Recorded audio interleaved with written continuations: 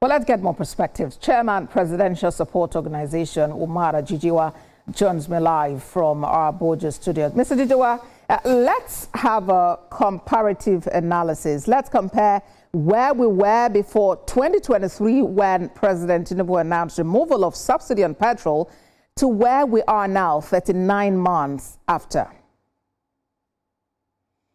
Thank you very much for having me. You know, we need to separate politics from economics. We need to separate it. It is not just the same for you to say you want to bring back subsidy. What type of subsidy? Is it the old subsidy or is it a new subsidy? Because at the end of the day, subsidy was removed and they all said that they wanted to remove the subsidy. But of course I know things can change based on the fact that we know maybe there are some hardships. We cannot take it away. We understand it. But as we said earlier, what subsidy are you bringing back? Are you bringing back the old subsidy? Or does it just sound very nice for you to say you are going to do that? How are you going to do it? I want to understand. What are you going to subsidize? We need to also know that as well. Lastly, how long are you going to then continue doing the subsidy before you get on ground? I believe if we want to bring something out, then we need to be open with it, factual with it, and tell ourselves the truth. All right, so you believe that bringing back subsidy is not the way to go. But let's talk about a major contention that people seem to have, which is with what the funds is actually used for. What can you say to justify the availability and obvious disbursement of more funds to all coffers, local, state, and federal government as a result of the removal of subsidy on petrol? You see, I have to concede that perhaps some of these funds were not used the way they're supposed to be used, you see. But then again, that's natural. When you are ruling a country, not everybody is going to be good. So I am going to be a hypocrite if I'm going to stand here today and tell you that everything is perfect as it is now. No, it's not. The hardship that Nigerians are going through, every single one of us are also going through the same hardship. Subsidy is not a small thing. Now, look at where we are now. We need to start holding our governors more accountable.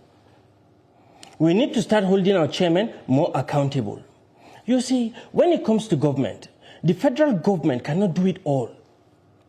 When are we going to start pointing fingers at the right people for the right questions and to get the right answers? The only thing that we know now is that governors are getting funds. They are paying salaries. They don't need to hustle for loans. If you remember some years ago, the best job of a governor is to be flying up and down trying to get to borrow money for his state. That was what they were doing before. Are they doing that now? No. They can do it. They can pay their salaries, which is the minimum basic that at least you should be able to catch up to. Even if you are not at 100. If you were on 0 before, and today you are on 15, you have done something. Mr. Jijiwa, now, yes, you have spoken about the fact that the average Nigerian on the street doesn't exactly seem to be seeing the benefits, although the governors have more monies within their coffers.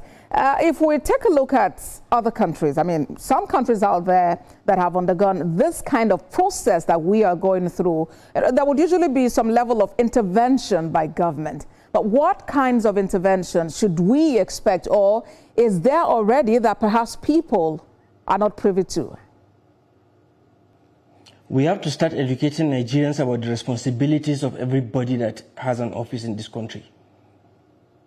A governor, what is he supposed to do? Nigerians need to know. A president, what is he supposed to do? Nigerians should know. A DG, what is he supposed to do? A chairman of a local government, what is he supposed to do? A councillor, what is he supposed to do? We need to start educating Nigerians about the roles and responsibilities of all these offices so that we can then be able to identify. That's why I'm being very careful And I'm trying to say, that's why we can identify where to hold responsible in order to reduce some of the hardship that we are all facing. We are all facing this. It's not easy for anybody now. But the president has said it. This thing is going to pull us out. You see, I am a very, very young person. I'm just starting politics in life, you know. And they are at the tail end. All of them are at the tail end, to be honest. So for me, since the president is saying, well, we are going to go through hardship now, so that tomorrow it will be better. I guess for me, being this young, I'm going to be the main beneficiary there. You know, that means that we are going to enjoy ourselves in the future. We are not going to walk into the same kind of issue that we're having now. You know, so for me, even on a selfish level, to be honest with you, I am very, very happy about it. All right. Because at least we wouldn't have to deal with some of these issues. All right, Mr. Jijiwa. Not just me, I'm thinking about the youths. I hear you, Mr. Jijiwa. I was actually asking about, you know, what interventions government can do to help assuage the situation. But thank you so much for your time, Chairman, Presidential Support Organization, Umar Jijiwa. Thank you very much. Thank you.